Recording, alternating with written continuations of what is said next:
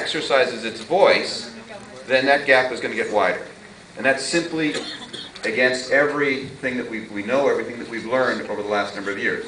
So I'm glad that Marion mentioned the Rewind campaign, where it's still a little bit under wraps. It is mentioned in the media release, and I hope that all of the media have a copy of the release and the background that we have, and if you don't, we'll make sure that you get that. And the Rewind campaign is mentioned there because there's a part of it that is already up and running on the website and the Facebook page, but there's much more in planned. And I think it's not ironic, it's just the way this country works, that it's being led by some second-generation Canadians in terms of making that happen. But the basic focus we need from everyone in this room is on the Prime Minister, the Minister of Immigration. There are some ministers in this area, Mr. Kent, Mr. Fantino. They all need to hear that the GTA is simply not going to roll over on these cuts simply because they affect people who normally don't make a lot of noise. That's the fundamentals here. You know, the character of people and the character of societies is not what you do when everybody's looking or on the things that are always in the spotlight. It's what do you do with those quiet things in society. And certainly there's nothing more quiet than a hard-working new Canadian trying to make their way. 99% of their troubles they deal with themselves. 99% of their problems they reckon with within their family. But there are some things they need, and it makes sense, and it's smart for us to work together to provide. And the settlement services are an extremely important part of that. Not only do they provide the services, they give us a window on what people are experiencing. As we've been, up to now, smart enough society to be open to different waves of people coming in, well, knowing what those different needs are comes from the people who interact with them, and then we can hopefully adjust and hopefully be informed and hopefully be mobile enough to do that. So we're going to acknowledge in a moment the people we have here from the city level government who we're hoping won't have to reckon with the aftermath of this. But just before we do, we wanted to give the media an opportunity to ask questions of the agencies that are here in terms of what they have to say. And then we're going to hear from some of City Council where there's been already some initiative been taken. And then from other people, from agencies, people that are affected. But I wonder if I could ask Maria Minna to come forward, just say a few remarks as the member for Beaches East York, but also to moderate questions from media first, please, and then we can open up to a wider discussion. Thank you.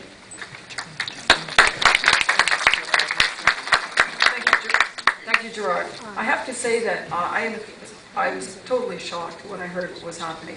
It's only, a couple of years ago that we were all struggling because Ontario didn't have enough funds, and then it had to be negotiated so then more money would come to Ontario because agencies were struggling. Only a couple of years ago that we were talking about the fact that the huge struggle of all immigrants, and that's still happening with respect to credential recognition, finding jobs and barriers. And it's not that long ago that and I understand, I really understand what's going on with all of the organizations because I know how hard it is for immigrant organizations to even make ends meet. Most of the time, the staff is volunteering most of their time as well as working. The volunteers are always scraping from one minute to the other. It's like that underbelly that's holding things together. I know that because I volunteered for 20 years in immigrant services with an organization called COSTI. I was, before I went to Ottawa. I know because I came to this country as an immigrant when I was 9 years old. And I'll tell you, when I went to school, I didn't speak a word of English. So to hear today that the services I didn't get, and I'm so glad that we are now offering, that the schools are being cut, that we're not providing that service anymore, that those children, it's not about charity, it's about the best start for those kids so that they have the best possible ability to build a career, to move forward and not fall behind in school, and to actually build, this is about the economy. How many in this room are awake on our society? How many immigrants are awake? They work hard, all of our immigrants, and they create jobs for our society. As Gerard said, 50% of GTA is born outside of Canada. They create jobs. It's about justice, it's about what's right, but it's also about our economy. And recognizing the importance. And so the actions are actions that are not just short-sighted. I find them mean. I find them disrespectful, as if somehow we don't exist, as if none of you exist. Somehow we're awake and we're, and then to cut off a small number just before Christmas knowing full well that they were going to go to meet other cuts to larger organizations, and that those larger organizations know full well that they can't come forward, because if they do, they will be cut off completely. So governance through fear has been a standard of this government, and I think I have to say that this is something that has to stop. Because that doesn't happen in a democracy. In a democracy, you don't govern through fear. You govern through consultation, you govern through consensus, you govern through respect for people. And if we don't respect the children in our schools, and I hope that we don't respect you and all of those who are building our economy, building our country, then I think we have serious issues. So this is what I want to say. I want to say that we are here together, working together, all of us. We all understand what our challenges are. We know that we have to succeed this time, because if we don't succeed, I can guarantee you, I believe strongly in my heart, that there will be further cuts down the road next year, and then who knows what else. Because we haven't actually identified all the cuts of the $43 million yet either. We've identified some, but not all. And so I just want to thank you, first of all, because I know that you're all struggling. But I also want you to know that we're here with you, and we will be with you to the very, not to the end, but to the day that we win this and are building our city. So I'm going to go to actually the meeting. I think Gerard is right, because we want to do that, and then we will follow up with the longer program. Yes, sir. What does the campaign encompass? Like, would there be a petition, a protest, Yeah, demonstration, rally?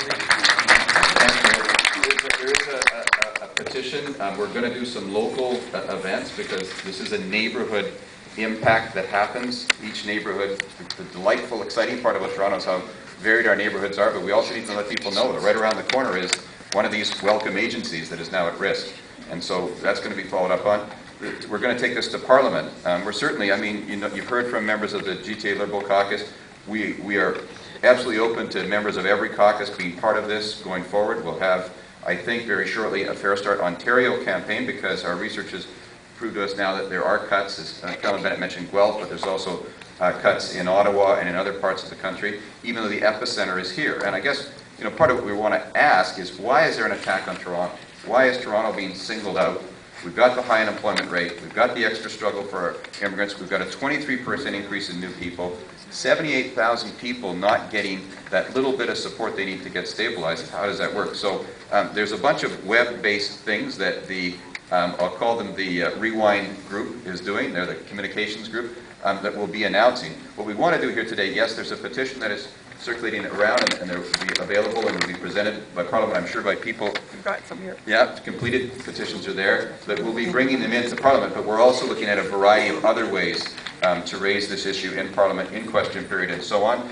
And what we're doing here today, hopefully, is starting the public education and the awareness that we need among all Torontonians. We don't treat this as an issue that just belongs to the people or the agencies that are affected. We're writing to the Chamber of Commerce, to all Toronto-wide, GTA-wide groups, and we hope that this will be replicated in other centres where people are being affected. So the campaign will be probably about 4 weeks in duration, because there's a budget coming up, and people familiar with that process know that at a certain point that's locked down. And that's why we want to urge people to not treat this as something that can wait till March 31st. The decision is going to take place ahead of that.